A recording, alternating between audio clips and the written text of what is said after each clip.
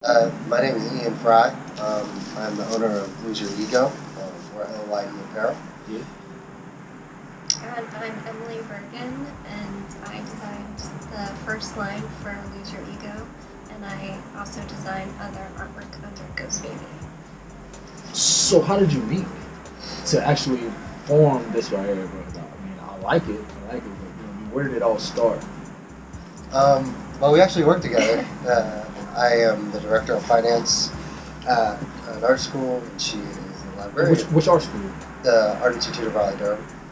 That's cool. You as well. Yeah, so I work there too, and he and I became friends just from working together, and he saw that I created art, and I shared my website with him, and he had always wanted to do a clothing line. So how did you come up with the design, like the actual design? Because I see that you use a tarot card style. That's pretty dope, actually. Yeah, that's pretty dope. But what actually made you think, like, I'm gonna use tarot cards? So after, actually the same day that I decided I wanted to do, finally do the clothing line that I've been thinking about doing, I was going on Google to kind of just see what you can get some inspiration, and then the main image turned out to be like an old style, totally unrelated to tarot cards, but it reminded me of tarot cards. So I went and started looking at tarot cards and seeing how that could be implemented and maybe modernized and brought in with the culture that I'm a part of as well. And what would you say that is, like, the culture? Um, Culture. What would you place your culture? I mean, I do a lot in regards to hip hop. I mean, I like making hip hop. I like making instrumental hip-hop music. artist. Right.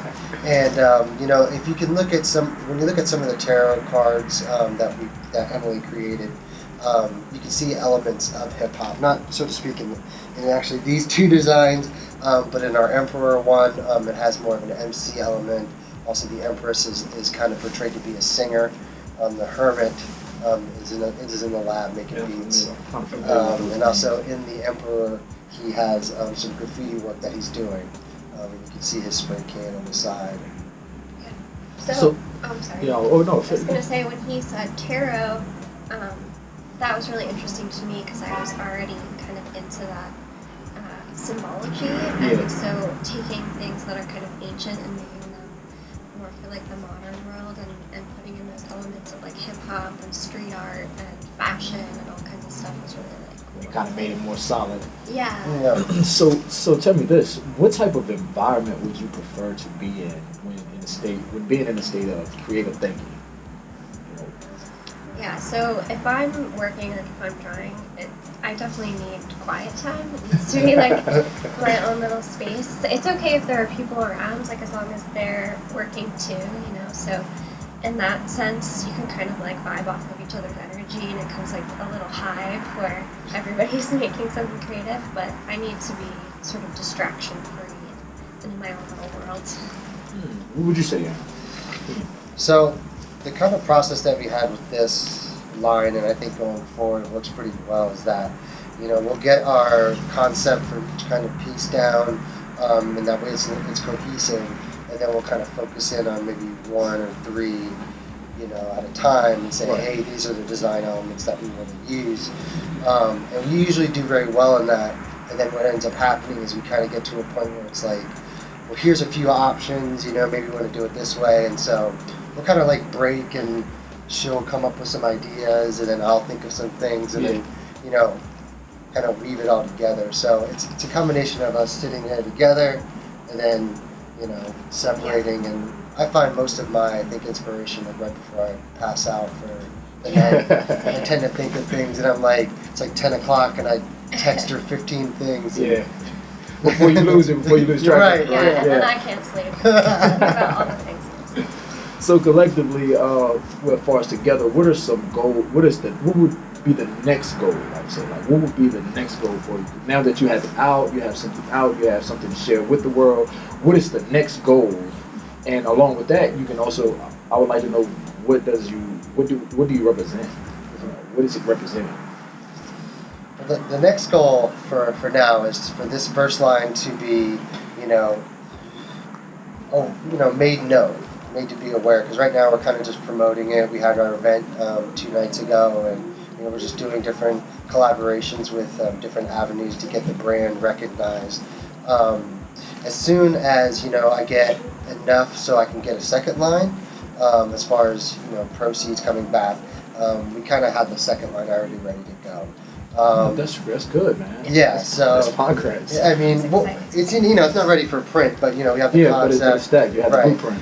Right. So at this point, we're almost there. I'm hoping to have a second one by the end of first quarter next year, so maybe by March. It's a good time. Yeah. A good time. Right. And then we kind of learn from what's good and what's bad in regards to what people like or what people are looking for. I think the idea is to have them very limited. So after this first print, I don't think we're going to print them again. Yeah. Just to show that good things are fleeting and get them while you can. And I think that'll make people love it more. Right. As well. Out of curiosity for myself, has there ever been a time where you thought that you had a bad idea, but it turned out to be good?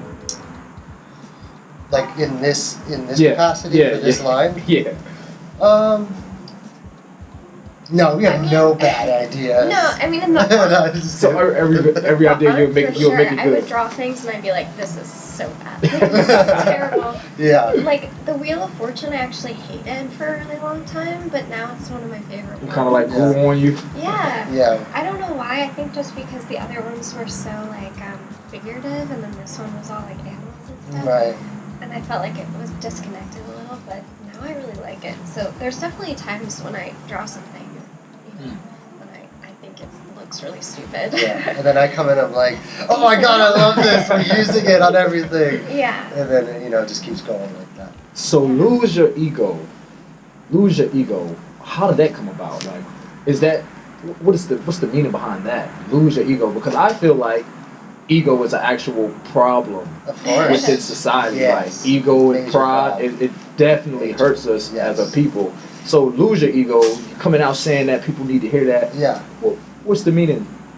So Lose Your Ego started as a tattoo idea I was gonna have. It was just gonna be right on my arm, and what it meant is exactly that. Like arrogance and pride are barriers into humans making progression.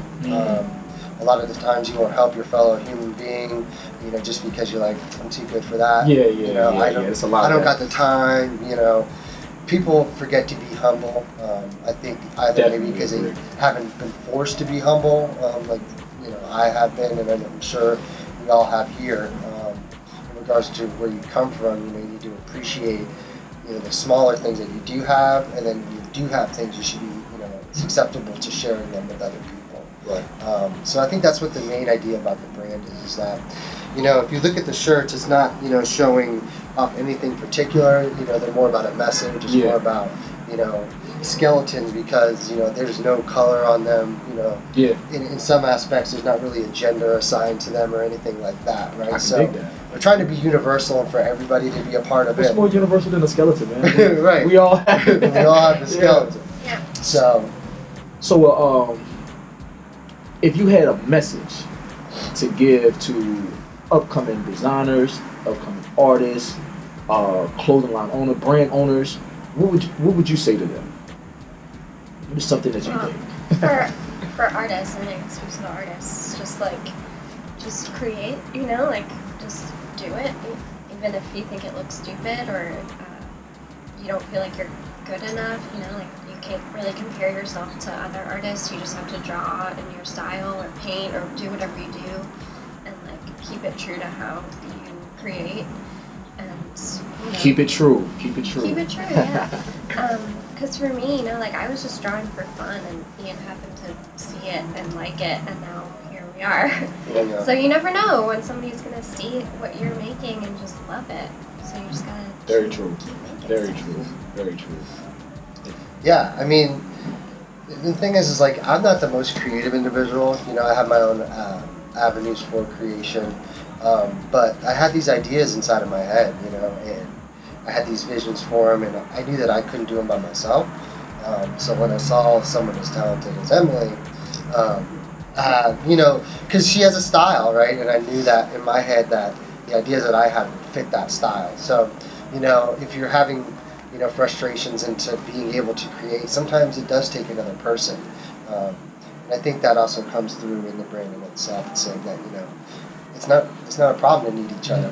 You can make great things. I think it's a good representation that it's man and woman, you know, working together. So that shows unification, the loss of ego, you know what I mean? So I really like that, man. Thank you for actually explaining that and having this talk and letting people know to keep going, because some people can't hold on to one idea and actually build on. You know what I mean? They just stuck on the intellect, man. But this is For the Culture. I am Prince Devon, and I'm here with Emily and Ian of Lose Your Ego. And keep on the lookout, man. They'll be coming up real soon, right? Real soon. By March. By March to be exact, be on the lookout for them. Yeah. So thank you, man. Thank you. Thank you.